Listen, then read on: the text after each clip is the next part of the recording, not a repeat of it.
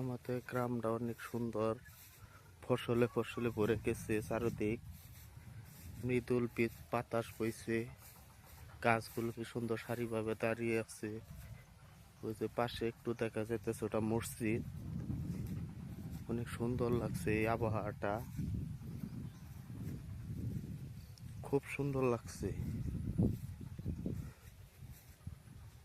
অনেক ভালো একটা দৃশ্য দেখতে পাচ্ছেন, অনেক সুন্দর লাগছে।